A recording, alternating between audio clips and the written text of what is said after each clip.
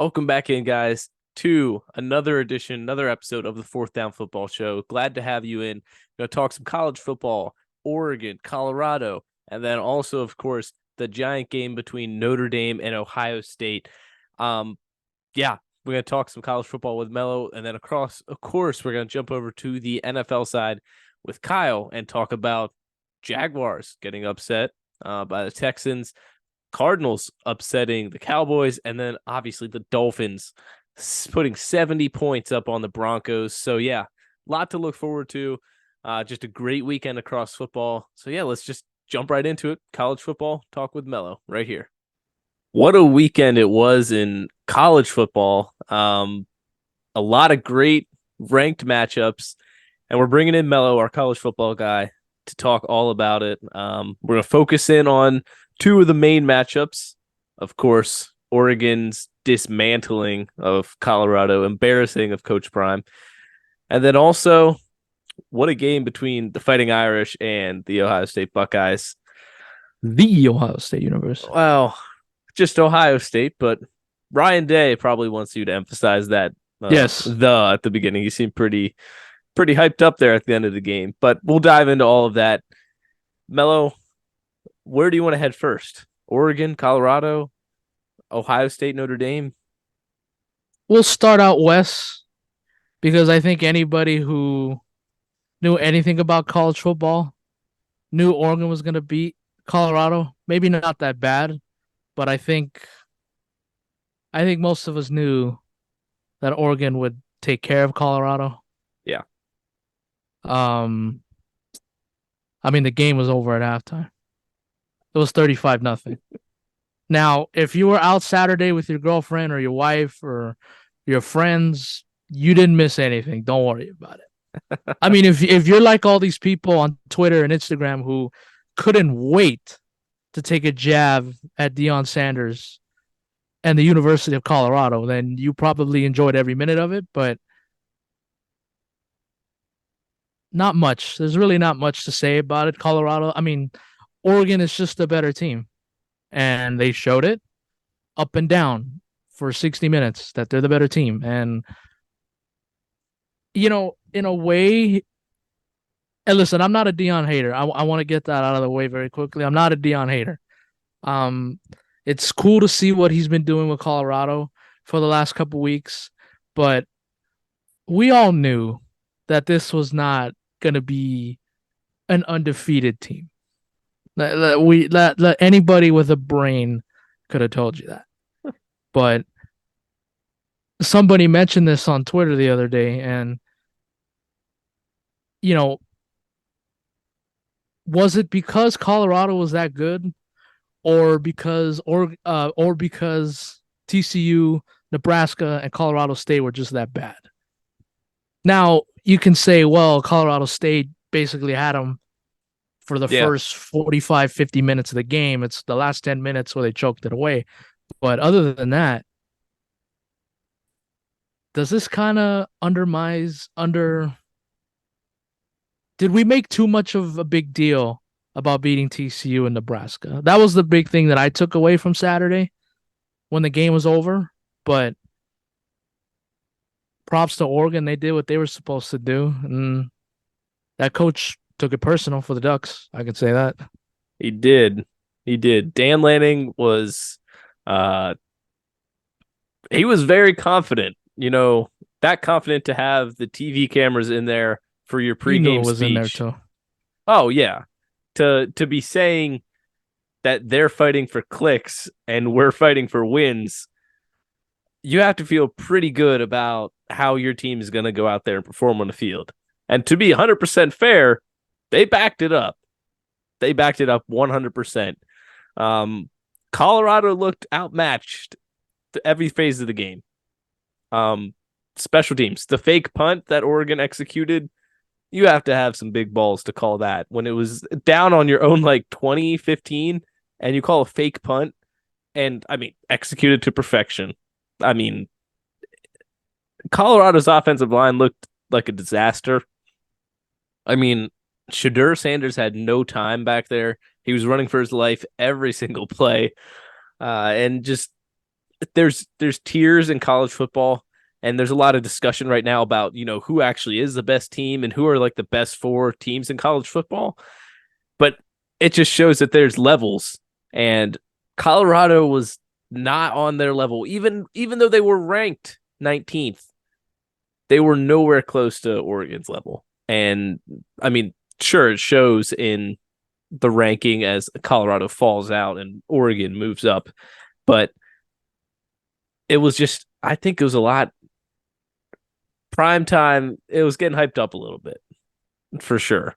And you mentioned how those matchups beforehand, people made a little bit more out of them than they should have possibly, because people are always quick to criticize all these other, top 10, top 15 schools when they dismantle, when USC dismantles Nevada, when Penn State smoked Delaware, just for example here.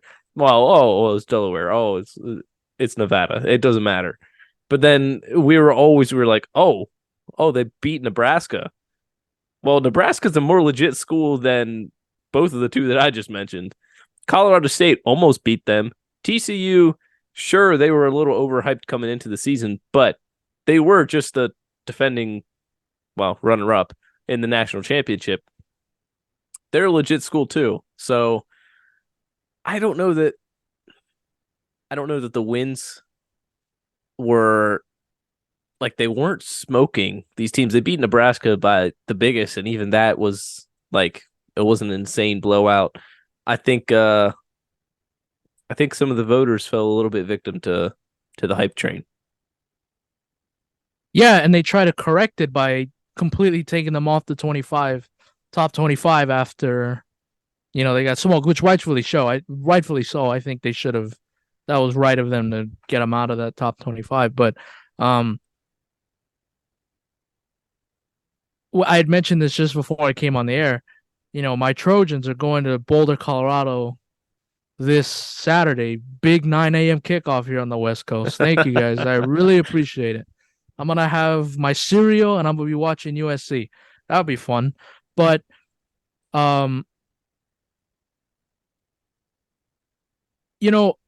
watching Oregon dismantle Colorado like that, I felt pretty confident in my team that, what? We're going to go to Colorado, maybe not do the same thing, but I think we'll win pretty convincingly. And after what I saw with my team, again, at basically at midnight, I don't know. I still think USC is going to win, but I don't think it's going to be 3 touchdowns. And maybe it's me a little bit scared, a little bit concerned. Maybe Saturday comes and by halftime, it's not even a game anymore. Who knows? I don't know. But I think this is good for Colorado. I think they needed this. They needed to get humbled like this. I wasn't a fan of them basically stomping on the logo Friday. I don't know why you do that. I don't know why you would do that. We've talked about how all these other teams were giving bulletin board material to Colorado. And then you do the exact same thing to Oregon Friday. You stomp on their logo. All the players, all the coaches saw that. And then, the coach came out with that great speech. But Colorado's going to be fine. This is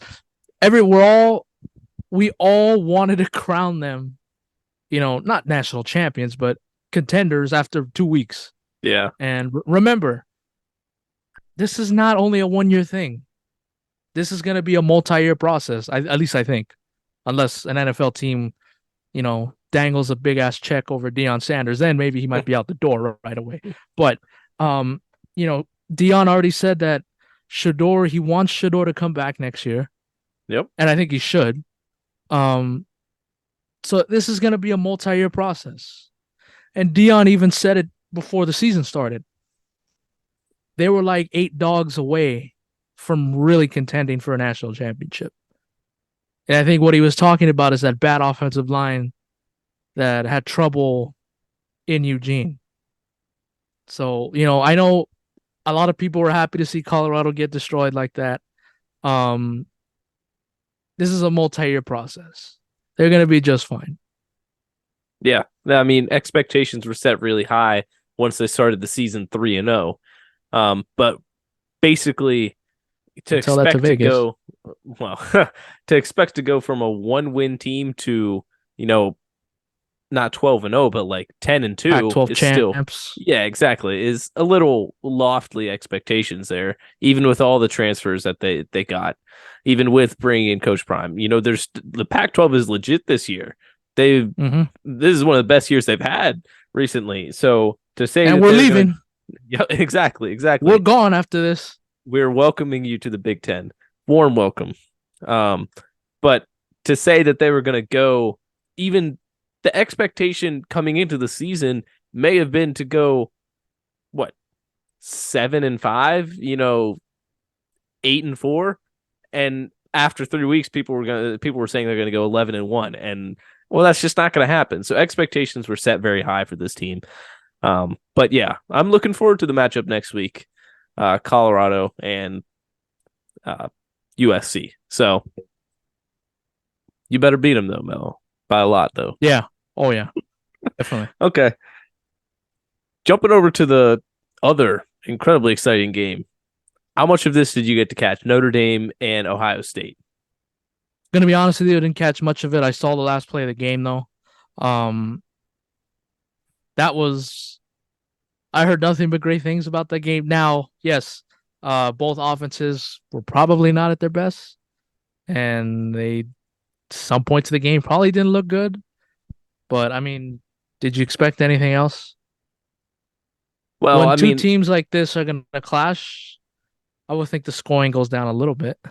yeah, I don't think well, Vegas was expecting a blow, not a blowout, but like a high offensive, high octane offense. Big 12. Yeah, exactly. But this is effectively the Big Ten. Okay, Notre Dame, you've been on the edge of joining the Big Ten for, come on Just now. do it. Exactly, exactly. It's basically Big Share Ten football, and as much share the as Ohio, pot. See what I did there? exactly, Irish. exactly, gold pot. Yep. Um, Yes. Bad as joke. much as Ohio State has an electric offense, because they do have electric weapons. I mean, it didn't quite turn out that way. And sometimes those are the games you're going to run into the Big Ten. Uh, I don't know. It was a very impressive game, though. Notre Dame, I thought they were going to win it. Those last two drives, they had very convincing, strong drives going down the field. And then when Ohio State got the ball with, whatever time that was left, I was like, oh, it's going to take a miracle here. And sure enough, they were able to pull out the miracle. Um, Now, a lot has been made of Notre Dame only having 10 players on the field for the last two plays of the game there. That's a problem. It is a problem. That comes down to coaching. And Marcus Freeman, I believe his quote was you didn't want to get a penalty, but like, what's your fear of getting a penalty? All you got to do is get 11 men on the field. That's not that big of a deal. It's not that hard. I was listening to Joel Klatt's reaction earlier today, and he was saying about how that's unacceptable at, you know, Mountain West level. That's unacceptable at a group of five level, let alone the biggest matchup of the week, one of the biggest games of the whole year right there, a top 10 matchup. And one of the teams only has 10 players on the field for the last two defensive games. That's just not acceptable. Now, would have it turned out any different? Maybe, maybe not. I believe the player they were missing was right in that spot where Ohio State ran the ball there for the touchdown to win the game. But do you think this ruins Notre Dame's chance to make a college football playoff run? I'm leaning towards yes, just because they don't play in a conference. There's no conference championship game, so you're already missing one right there. And the committee is very tough on Notre Dame. If you got one or two losses, you really don't have a shot. And the years that they've been undefeated, they get in the playoff, or they get to the national championship when they get crushed by Alabama or a big school. Like, yeah, we've seen it before. Yep. So part of it is self-conflicted wounds, just because not having 11 guys on the field for the last two plays of the game. And then, no disrespect to Notre Dame, but they make a mediocre schedule every year. Oh yeah. Outside of USC, they'll play a big school like Notre Dame.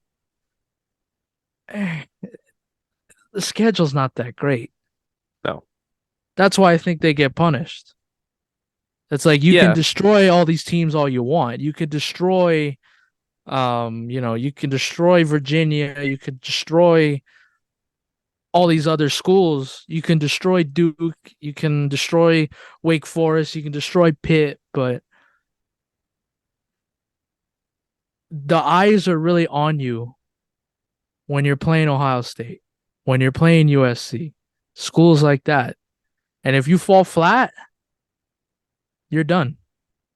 Yeah. I know it's still September and there's still a long way to go. And a lot of these other teams in front of them, they can slip up too. But just what I've seen in the past, to me, it's very hard for a one-loss Notre Dame team that's not going to play in a conference championship for me to say they're one of the top four teams in the country with that mediocre schedule they put out every year.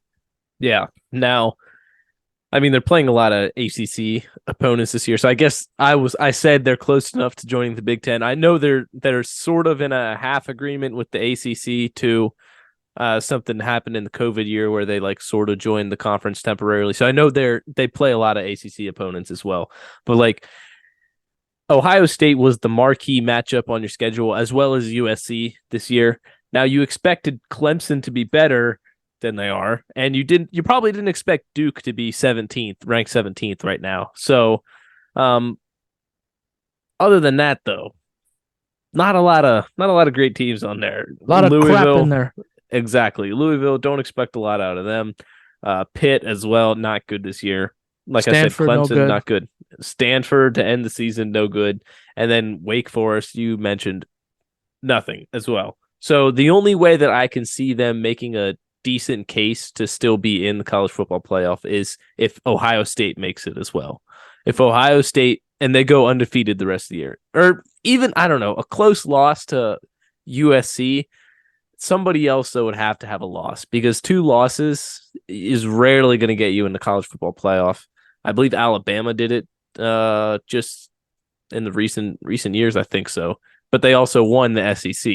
So or maybe they lost the SEC championship. Either way, I think a road is possibly there, but that road just got a lot slimmer and a lot tougher. So at least it wasn't a blowout. 17-14, it's a good game, and all your other games you've won effectively, very, very, very big blowouts. So if you continue to win and you beat Duke, I think you gotta beat USC if you want to stay in contention for the college football playoff. And if you don't win, it's got to be a really close game. And even then, I think you got to be praying for a loss to Michigan, to Georgia, a loss to Ohio State or USC as well to consider maybe getting a chance to get in. You're hoping for chaos. Exactly. And it's September. It's only September. Yeah. I don't know. It's a tough spot to be in. You better hope USC is ranked within at least the top 6 at that week too. Yeah. At least. Yeah. Now, there's no guarantee of that, but yeah, on Ohio State's side, we won't do a big deep dive into them, but Matt's favorite school. My least favorite school, one of the sports teams I dislike the most, Ohio State. But they didn't look dynamic. Don't tell Ryan Day that. Well, I know. Call me Lou Holtz, I guess. But the guy, Ryan Day, the guy that has lost to Michigan 2 years in a row. I got to hear him screaming and yelling to the camera saying that this is the Ohio State University and we got a bunch of guys in that locker room. Relax. You've gotten crushed by Michigan 2 years in a row. Urban Meyer would never. No. Now he would fail in the NFL, but Yeah. Ryan Day hasn't had a He shot also there yet. fail in the public eye too. Yeah. Hey, I'll go there. I don't care. shout What's out he the gonna do? Chop House. Yes. Not the one down in Atlanta though either. But on Ohio State side, listen, you got the win, but guess what? You still got big games ahead of you. It comes down to facing Michigan, and this year it does come down to facing Penn State too. Okay, I know I'm a Penn State fan, and Ohio State, yeah, they've owned us recently. We haven't beat them, I don't think, since the Saquon Barkley team. So 2017. yeah, it's 2016.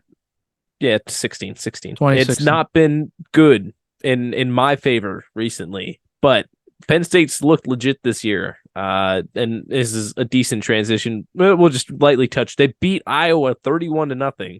Now, Iowa, say what you want, they were ranked 25th. A win's a win. The defense gave up no points. Penn State still hasn't turned the ball over on offense. So they're looking pretty great. Any other games you want to touch on?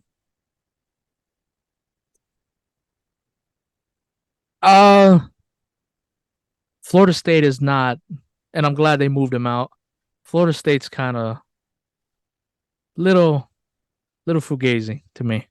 Little bit. I haven't been impressed with Florida State the last 2 weeks. They should have lost to Boston College. They should have lost to Clemson on Saturday. I text you that I've been upset that they had been putting Florida State in front of USC because going into Saturday, Florida State was 4, USC was 5.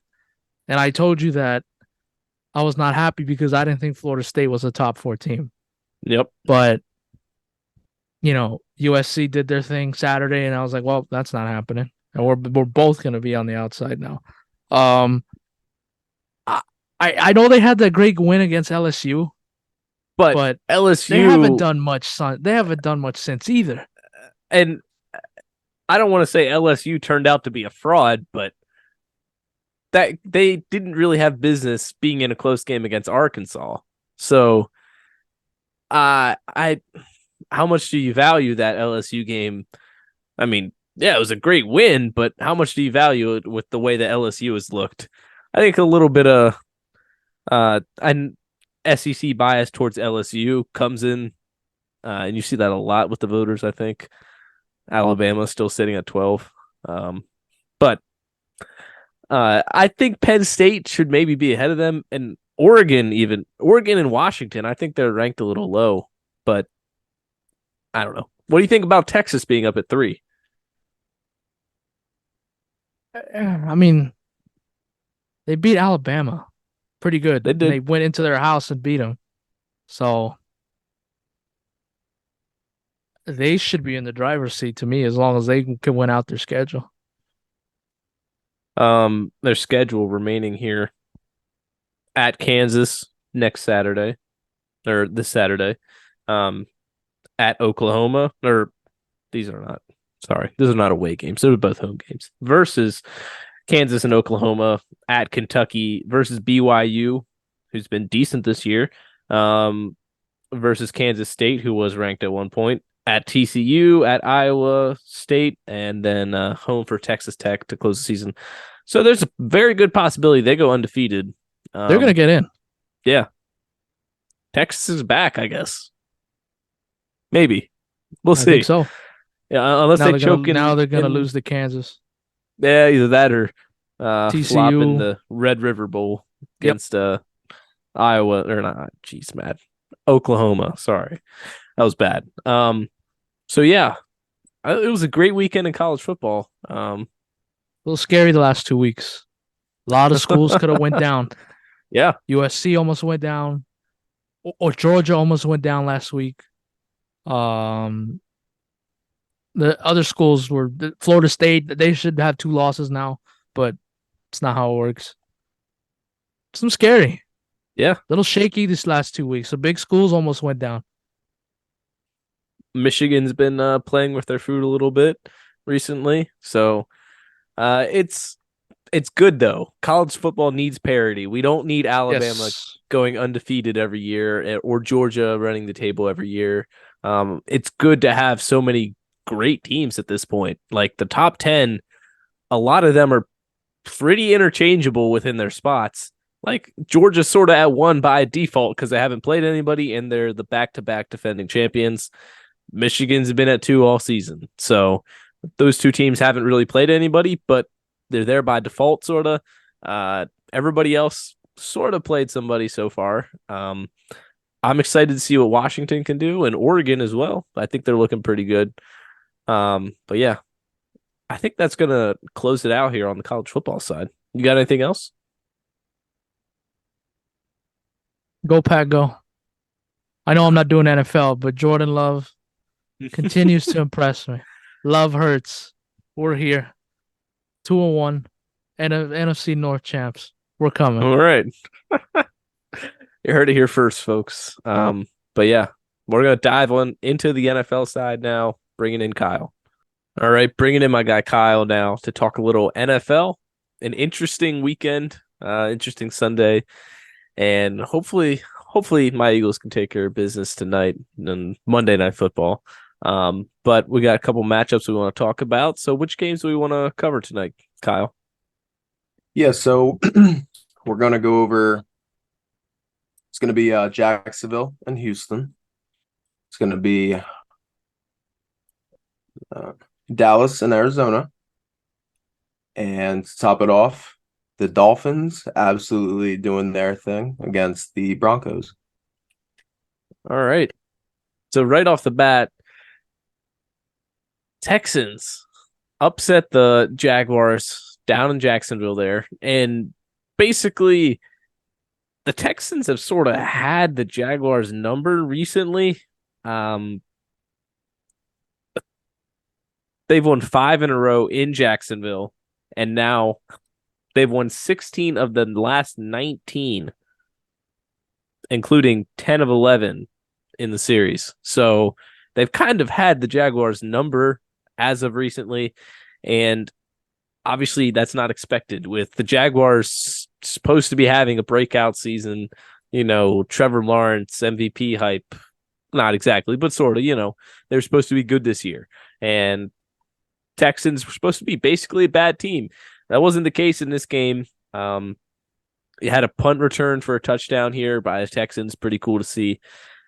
But the Jaguars, really, their offense was pretty stale, and that's basically the tail of the tape. I mean, Trevor Lawrence wasn't bad, but just the first 5 drives of the game, missed field goal, a punt, a blocked field goal, blocked by Will Anderson. So props to him, a punt, and then a fumble. So down 17-0 at halftime, and then you give up 20 in the second half. You're only able to put up 17, but that first half was just enough to do them in, really. And I mean, hey, for the Texans, CJ Stroud looked capable. And I mean, that's kind of what you can ask of a rookie QB. Yeah, no, for sure. And after you read those numbers, that's kind of crazy to me. I honestly didn't know any of that, but that's kind of not what you want when you're Jacksonville, man. I mean, Houston is a team who's obviously at the bottom of this league. And you touched on it earlier about the Jaguars being so, up and coming. They got this nice young quarterback. They got a pretty good head coach. He's very respected. And That's yeah, right. you brought in Calvin Ridley. I expected a lot more out of Calvin Ridley. I really did. He had 2 drops in this game, and then he also had a couple costly false starts on offense. So Yeah, I mean, he looked good in his debut with Jacksonville. he did. I loved it, and I thought that was the start of, that Trevor Lawrence finally getting a stud weapon, But yeah, I mean, it didn't look good, Jacksonville's defense was very shaky, and I mean, Houston's a team that you got to put away, no matter who you are. And for Jacksonville, you're gonna see him, a bit more than others. So it's like, you got to take care of business. And with those numbers that you read off, they are not doing that. No. And I mean, yeah, exactly. Like you said, this is a team that when you see the calendar come out, you say, oh, the Texans, rookie quarterback, they're supposed to be bottom 5 team in the league, probably bottom 2. You're supposed to be able to put W. Both times that you face them as a division opponent, you weren't able to take care of business. And Jaguars could be looking back at this then later in the season, when it's time to, make a run for this division, because they haven't shown us that they're going to be able to lock up the AFC South, which appears to be a pretty pitiful division this year. Colts, Texans, Jaguars, and Titans all not looking great at all. So when it comes down to time to make the playoffs in January there, make a push, you're going to be looking back at this Texans game and you're going to be kicking yourself saying, hey, we should have taken care of business. With the Texans, I mean, hey, props to you. You're beating a Jacksonville team that was like 7.5 point favorites, I think, coming into this game, which the NFL, that's a pretty big spread. You don't see that a lot. You see these big numbers in college. That's not the case in the NFL. And I mean, the Texans showed you why here, because on any given Sunday, the old cliche, I know, but any given Sunday, any team can beat another team. We saw that a couple times here. And unless you got anything else, we're just going to transition right into Dallas. So. Yeah, no, I don't think so. I think that's it. Yeah, so, I mean, hey, this brings a big smile to both of our faces, I think. The Cowboys losing to the Cardinals, it was a bit of a trap game, I'd say. Having Dallas looking forward to the 49ers, I want to say, next. I think so. I'll do a real quick check here. But you get a chance to check out any of this game? Yeah, I was tuning in a little bit. I believe going into halftime, I could be mistaking this for a different game, but Arizona was able to stretch it into a 2-possession game with a field goal. And that's where I got a little bit more interested in this game, more than the other games. And I figured Dallas would come back at some point. I mean, that defense they were looking good. You can never count out this Dallas defense, especially with Micah Parsons and those guys. So it was kind of just, it was crazy because it was coming off a week where, they gave the Giants a run for their money, and it was looking like, they were going to get their first win of the season against New York. And then, dude, Josh Dobbs, is he the guy? Seriously, like, that's got to be some kind of question, right? I mean, now, obviously, I don't think Arizona is going to be finding themselves in too much of contention at the end of this regular season. But no, when you look into it, Josh Dobbs, man. I mean, props to him because for 2 weeks in a row, he's looked damn good.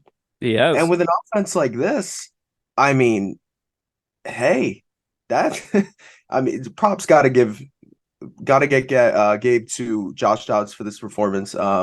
James Conner looked decent. He had some strong runs in the second half there. He was falling into a rhythm, I thought. No, he was. And overall, I thought this was a great win for Arizona. Obviously, I mean, you got to be on that tank for Caleb Williams train at this point, but it's just more of the fact seeing Dallas lose this game, man. Oh, I loved it. And there's been questions about Dallas's ability to score in the red zone, and it hasn't been good for them this year. They haven't been able to convert, and Dak threw a red zone INT in this game. So this Cowboys offense, they have some weapons, but they haven't been able, outside of the Giants game week 1. They look good against the Jets, but I would say that was more of a defensive game. They really took care of business on the defensive side, and the Cardinals were able to hold Micah Parsons pretty well in the first half. I believe he didn't get a sack till I want to say maybe late second or even third quarter. So if this defense and they took a huge hit. Trayvon Diggs going down in practice, torn ACL, out for the season. Obviously, it's a huge hit with a big cornerback. Whether you believe he plays aggressively and gets burnt or not, which he definitely does, he's electric when he's out there. He's making big plays for sure. But yeah, Micah Parsons, he only had a sack in that game, a tackle for a loss, but like you're expecting a little more from him. And I don't know. I wouldn't say there's questions about Dallas, but everybody was like, oh, Super Bowl favorites coming off of the first 2 weeks. And then this is really going to knock them down a peg, I think. Now, granted, I still think they're probably making it into the playoffs, definitely. But whether it was them and the 49ers, top tier teams after week 2, and we'll see how the Eagles play tonight, but it could be Eagles 49ers, or even frankly, it could just be 49ers on the top, the way they've been playing and just dominating teams.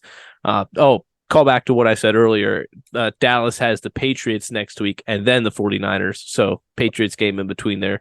But I was pretty sure it was 49ers. So people sort of thought this was going to be a trap game. I know there were people who were like, hey, Cardinals, watch out this weekend. I'm like, get out of here. No way. I mean, I picked the Cowboys as much as I hate to, but I want to be right more than I hate the Cowboys. I kind of want to be right. So I was hoping that Dallas would be able to recover. But yeah, like you said, props to Josh Dobbs. He was just he doesn't have to do a lot. Take care of business, and that's what he was able to do. Yeah, no, for sure. And just one last thing about Dallas here. I think there is question marks around this team. I mean, maybe it's just me being a Giants fan or something, but I really think there is, and I think it's on the offensive side of the ball. This defense the defense is fine. That does not worry me at all. Special teams looks good. I mean, there's every part looks great except for the offense, and that's what worries me. And I had questions about Dak, right, going into the season. And dude, I mean, maybe I'm overreacting just from last game against Arizona. He just didn't look good, dude. And that would be worrisome for me as a Cowboy. Nope. If I was a Cowboys fan, I mean, I'd be worried. And we'll see how this season progresses. It is only 1 week and they only have one loss. I'm not gonna say anything about that, but as this season progresses, I'm very interested to see how this Dallas team's going to go, because the offensive side of the ball, I think, does have a few question marks. So I'm just going to leave it at that. I'm not going to pound it in too hard, but I do think there is some question marks. Yeah. Dak 25 for 40 yesterday. So don't love that. He had a pick. Yeah. Okay. Final game we want to cover then. The absolute, I don't even know what to say, blowout by the Dolphins. I mean, what's more impressive, the Dolphins winning, or what's a bigger takeaway? The Dolphins putting up 70, or just how bad the Broncos look so far with Sean Payton and Russell Wilson?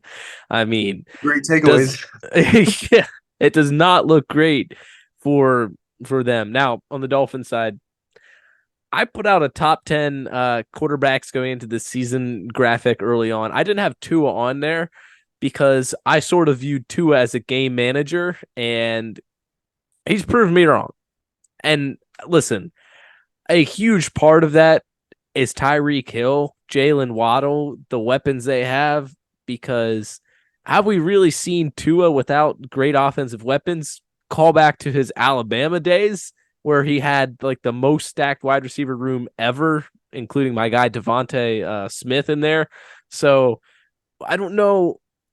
I don't want to say that that Tua's not dynamic, but like he's blessed with all these weapons. So it's easy. It's a lot easier to play when you got the fastest player out there, or future Hall of Famer Tyreek Hill, and then like top 5 fastest player in the league, Jalen Waddle, out there on the other side. But Tua's been able to make his plays, make his throws, and that's what he needs to do.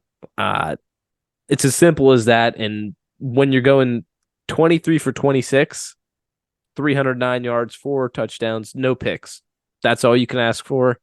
But yeah, This Dolphins offense is insane. Yeah, and to be honest with you, dude, I didn't realize that this onslaught was happening up until I got a notification on my phone. This is my weekly check-in for my fantasy team, by the way. Oh, there we go. Yeah.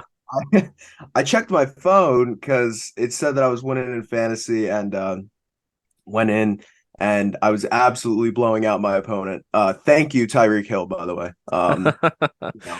But I was looking and the dude was putting up, if I'm not mistaken, dude, he had like 37 points in fantasy by the time that the third quarter was over.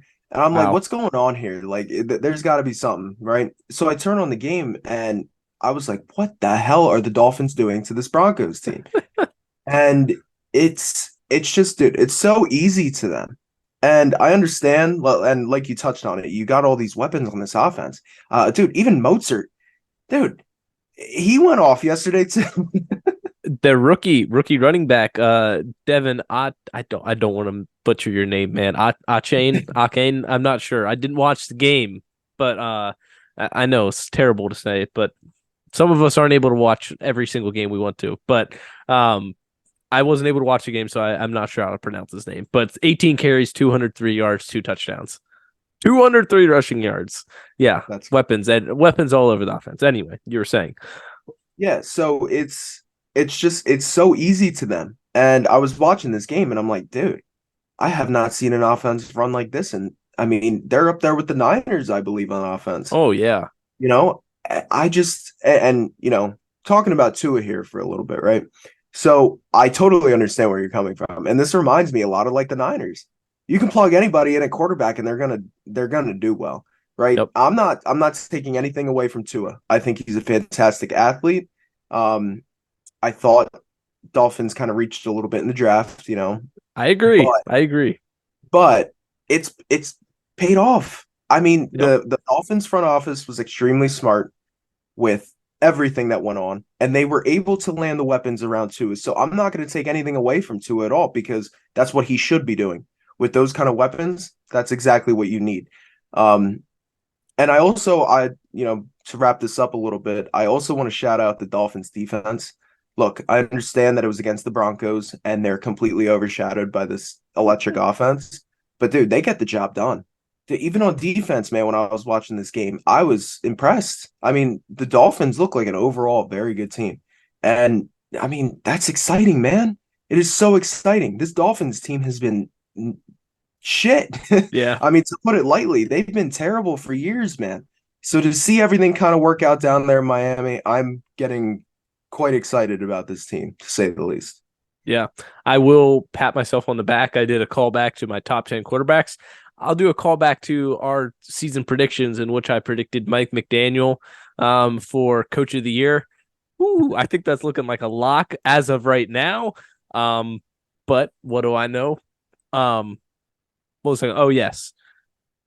On the Broncos side of it, before we get out of here, they had one bright spot last year, and that was their defense. And right now, he just gave up 70. That is not a bright spot anymore. I understand, like, once you get past 50, how much of that actually matters anymore. How much is it just kind of guys just, I don't want to say giving up, but kind of giving up. Because when you've lost by that much already, not much to play for. So it's not a lot to be happy about there in Denver. Kind of curious to see if Russ gets benched somewhat soon.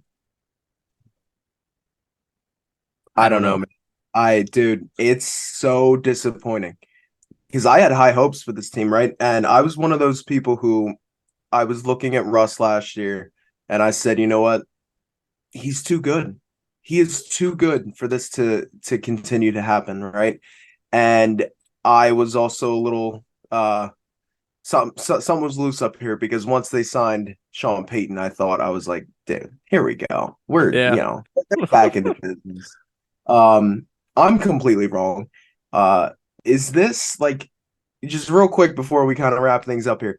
How bad? Like, I'm trying to think of how to word this. Like, do you think where does this rank on like top 10 blunders of like a whole trade going on in the last I don't know, 5-10 years.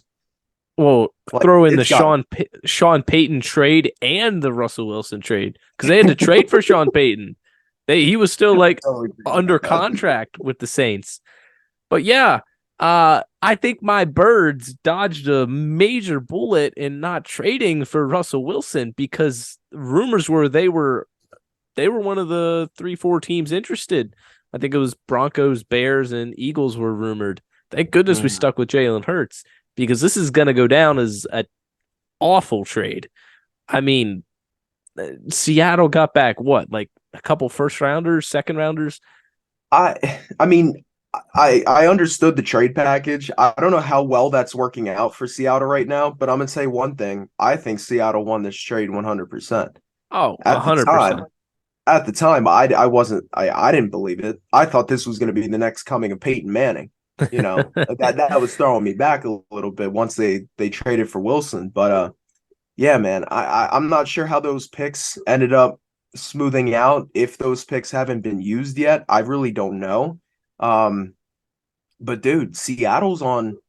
I mean, they're on the, on the projected to, get things going again. So it's tough, man. I mean, it's tough times in Denver, to say the least. Yeah, so the trade here, Broncos got Russell Wilson and then a 4th-round pick. Seahawks got a 2022 first, a 23 first, 22 second, 23 second, 22 fifth, Noah Fant, Shelby Harris, and Drew Lock, some 3 actual players. Now they've drafted all those players, all those picks have turned into, players for the Seahawks right now. Charles Cross, not familiar with him. Devin Witherspoon, corner they just picked out of Illinois this year. Boye Mafi, Derek Hall, Tyreek Smith. So, yeah, I'd say pretty lopsided trade. Now, I'm not a giant Geno Smith believer, really, for the Seahawks. But either way, if you're able to dump Russell Wilson and the performance, you don't have him as your quarterback anymore, and you got all these picks and players in exchange, I think it's safe to say they won the trade handily at this point. Yeah, no, for sure. And Geno Smith was no pushover last season either. No, he wasn't. He was not. I'm just not too big of a believer in him continuing his success this year. But no, I agree. No, I get it. Yet to be seen. So yeah, I think that's going to do it for this episode. And thank you guys for tuning in, watching, listening, all that stuff. And we'll see you again next Monday. See ya.